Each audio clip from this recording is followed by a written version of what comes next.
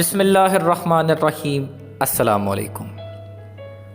یہ فائدہ ہوتا ہے جب ملک کا جو لیڈر ہوتا ہے وہ اٹھ کھڑا ہوتا ہے ملک کی عزت کے لیے، ملک کا سربراہ ایسے اقدامات کر رہا ہو، ایسی سٹیٹمنٹس دے رہا ہو جس سے ملک کی عزت بڑھ رہی ہو، جس سے ملک کی شان و شوکت میں اضافہ ہو رہا ہو۔ اس کے بعد نچلی سطح پہ وہ چیز ویسے ہی چلتی آتی ہے۔ وہ مشیر، وہ وزراء جنہیں بھلے بات کرنے کی سینس نہیں تھی، بات کرنا نہیں آتی تھی، وہ بھی پھر ایسے ہی دبنگ بیانات دینے لگ جاتے ہیں۔ جب آپ کا لیڈر جو وہ بے باک ہو، جب آپ کا لیڈر نڈر ہو، جب آپ کا لیڈر ملک کی عزت کے لیے اٹھ کھڑا ہو۔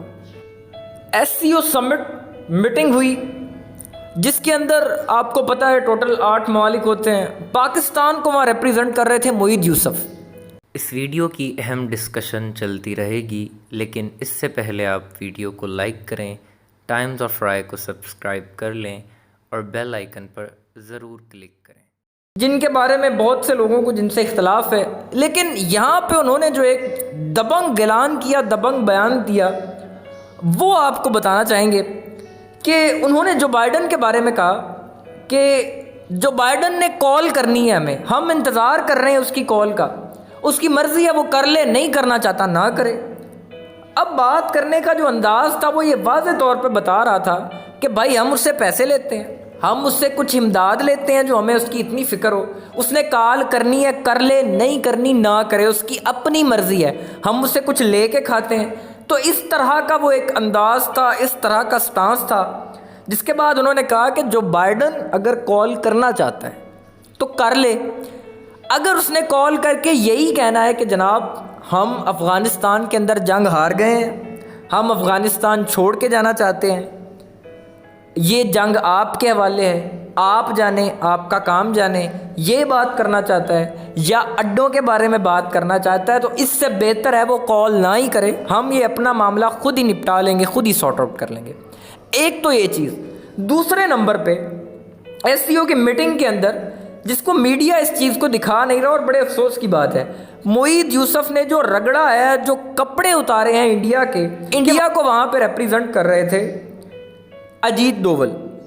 معید یوسف نے کہا کہ جناب افغانستان کے مسئلے کے حل کے لیے ہم یہاں بیٹھے ہیں۔ اب اس میں ٹوٹل 8 ممالک شرکت کرتے ہیں، جس میں انڈیا ہے، رشیا ہے، پاکستان ہے، چائنا ہے۔ تو اس نے کہا کہ ہم یہاں پہ جی افغانستان کے مسئلے کے حل کے لیے بیٹھے ہیں، لیکن یہیں پہ ہمارے بیچ کچھ لوگ ایسے بیٹھے ہیں اکراس دی بارڈر جو دونوں اطراف سے کھیلتے ہیں، یعنی کہ یہاں پہ وہ بڑے امن کی بات کرتے ہیں، افغانستان کے مسئلے کے حل کی بات کرتے ہیں، لیکن دوسری جانب وہ وہاں پہ سپوائلنگ کرتے ہیں۔ لفظ جو معید یوسف نے استعمال کیا، سپوائلر کا استعمال کیا، اور یاد رکھیں کہ انڈیا کا نام نہیں لیا، انہوں نے نام لیا سپوائلر کا۔ اس ورڈ میں انہوں نے کہا کہ یہاں سپوائلر بیٹھے ہوئے ہیں جو افغانستان کے اندر سے بھی اس کو نقصان پہنچاتے ہیں، افغانستان کے باہر سے بھی اس کو پہنچاتے ہیں۔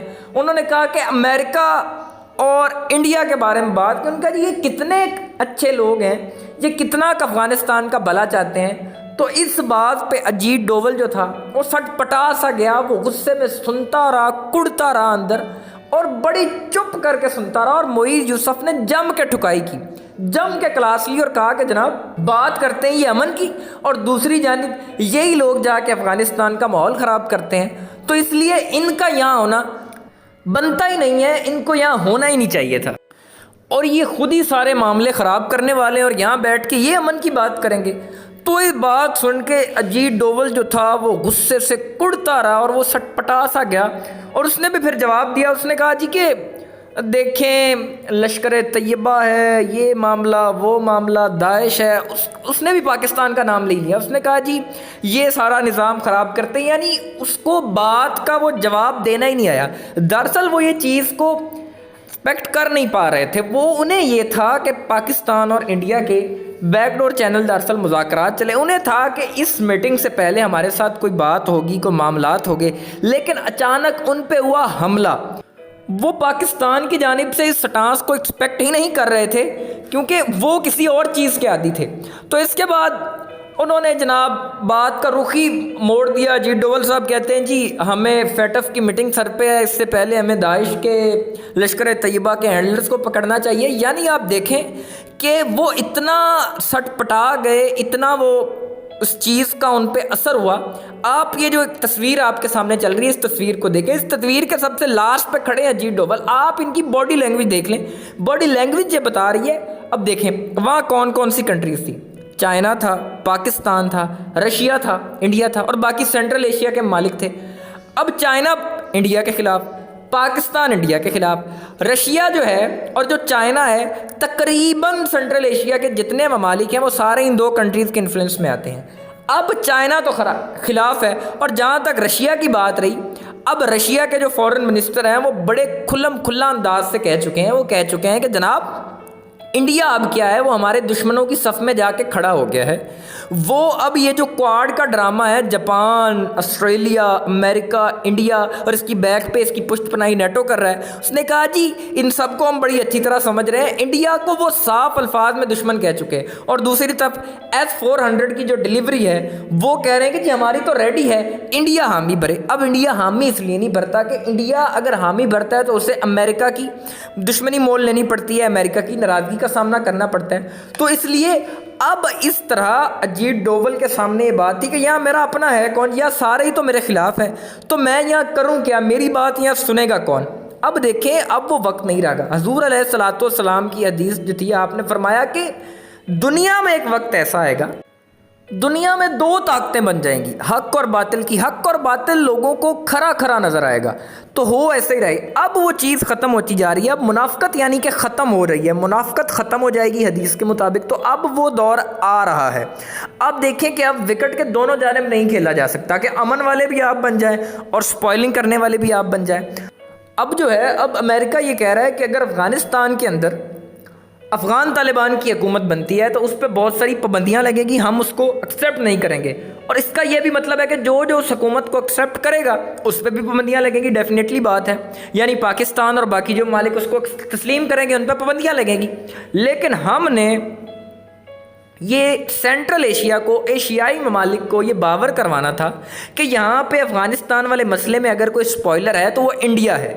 تو یہ ہم نے لفظ بڑا چن کے رکھا, یہ نام بڑا چن کے رکھا گیا سپوائلر. یہ پاکستان کی جو تھنک ٹینکس نے یہ نام رکھا, بہت ہی اچھی چیز کی کہ دنیا کو پتہ چل جائے کہ سپوائلنگ کرنے والا ہے کون, فساد ڈالنے والا ہے کون. اب انڈیا کی حالت آپ دیکھیں, انڈیا جب آپ ماسکو میں کانفرنس ہوئی افغان طالبان کی, تو انڈیا کے نے اجازت لی کہ انڈیا بھی اس میں شمولیت کرنا چاہتا تھا, لیکن انڈیا کو کہا گیا کہ جناب آپ کا بارڈر ہی نہیں لگتا, ان لوگوں کو بلایا جائے گا کانفرنس کے اندر جن کا بارڈر لگتا ہے. اس وقت بھی یہی اجیت ڈوبھل والا جواب الٹا سیدھا کہ جی دیکھیں افغانستان کے اندر ہمارا اتنا انفراسٹرکچر, ہم نے اتنا انویسٹ کیا ہے, تو کیسے یہ اگر افغانستان میں ان کی حکومت آ جاتی ہے تو کیسے ہوگا, ہمارا کیا ہوگا. اب یہ منتیں کرتے پھر رہے ہیں افغان طالبان کی, ان کے ساتھ معاملات طے کرنے کی کوشش کر رہے ہیں, ان کے پیچھے پیچھے ملا بردرز کے پیچھے پیچھے کہ ہمیں بھی کسی تھالی میں سے دے دیں. لیکن ان کی کوئی سننے والا نہیں. انہوں نے کلیئرلی کہا کہ آپ نے بھلے جتنا مرضی انفراسٹرکچر لگایا اور جو مرضی کیا ہو, حکومت ہماری بنے گی, آپ بالکل دور رہیں گے, آپ کو کچھ نہیں ملے گا اس میں سے, آپ اپنا سائڈ پہ نکلیں, آپ کا نہ بارڈر لگتا ہے, کچھ آپ کا لینا دینا ہے ہی نہیں اس میں. تو اب دیکھیں کہ جب یہ معاملات طے ہوئے, امریکن CIA نے رپورٹ کیا جو بائیڈن کو کہ جناب 12 ماہ کے اندر افغان طالبان جو ہیں وہ اپنی حکومت بنا رہے ہیں. بعد میں کہا جی 3 ماہ کے اندر بنا رہے ہیں, لیکن اب 3 ماہ دور, اب یہ تو چند دن کی بات ہے, وہ حکومت بنا رہے ہیں اور انڈیا کی ٹھکائی بھی کر رہے ہیں. ٹائمز آف رائے کو سبسکرائب کرنا مت بھولیں, ویڈیو کو لائک کریں, شیئر کریں اور کومنٹ سیکشن میں اپنی رائے کا اظہار ضرور کریں.